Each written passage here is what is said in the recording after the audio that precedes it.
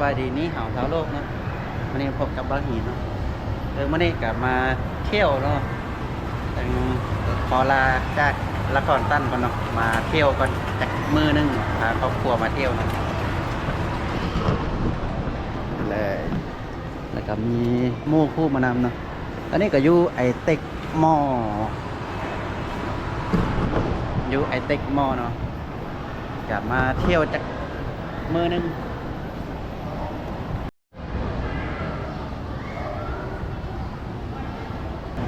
ตอนนี้ก็อยู่หน้าโรงหนังรถถ่ายปีหนัง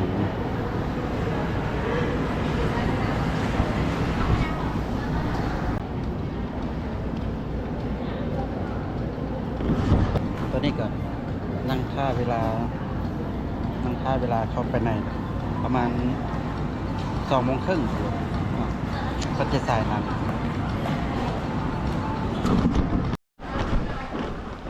ตอนนี้ก็เบิ้งหนังจบแล้วนะวันนี้เราก็จะไปเลาะเบิ้งงานบันเด็กนะอยู่ตึกเก่าก็บอกว่ามีอย่างเป็นตะลิ่งเลยนะเบิ้งไปเลาะเบิ้งก่อนนะ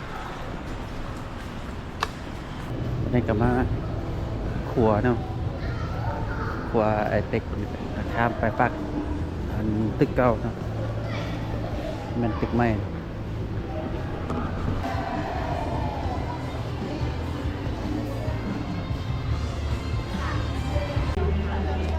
ในงานเนี่ยก็มีกิจกรรมหลายอย่างเนาะคือเนาะบาสเกตบอลเล่นนอกนี่แล้วผมว่ายังไงมีอย่างเดินที่นี่เพิ่นจัดนักจัดเต็มอยู่เลยเป็นวันนี้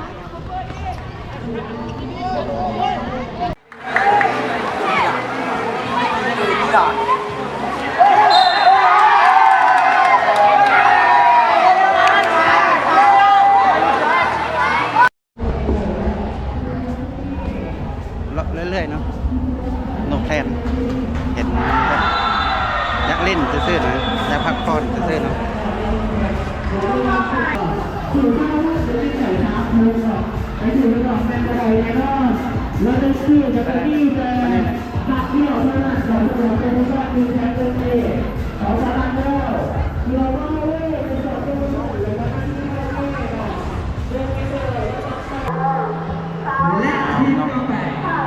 ทีมสุดท้ายกับแข่ง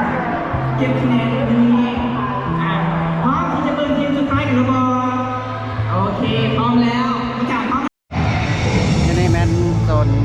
คอสเพย์เลยนะ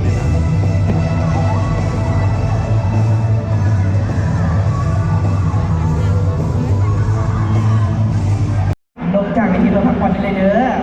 ตอนนี้ก็มานั่งชมมันก็สัมภาษณ์นักกรรมการแล้วเขาก็ต้องนัดสัมภาษณ์นักคอร์สกันต่อแต่ว่าเสื้อผ้าของควงเมื่อนี้เพิ่นยังบ่ทันได้แบบนุ่งคอสเพย์กันเนาะมีแต่โซการลำเนาะลำแบบแอนิเมชั่นใช่ไหมเนาะครับว่าไปมาวัน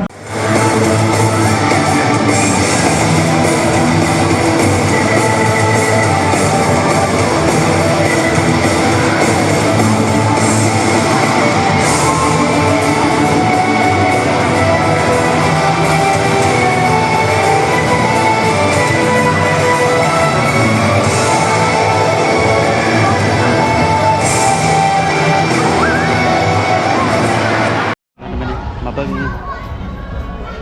เล่นบาสเกตบอลแต่เป็นยามแรง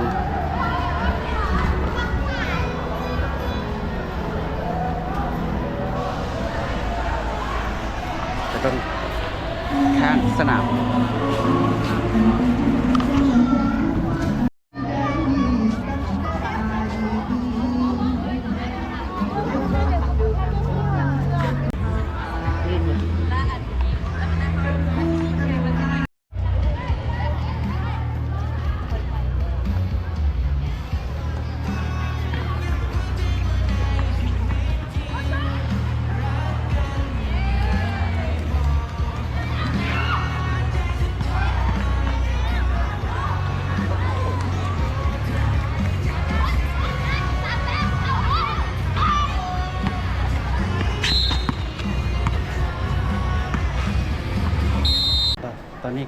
จะย่างกลับอะไรแบบนี้มันเวลาแล้วมันมืดเลยนะมันมืดมันค่ำแล้ว7 โมง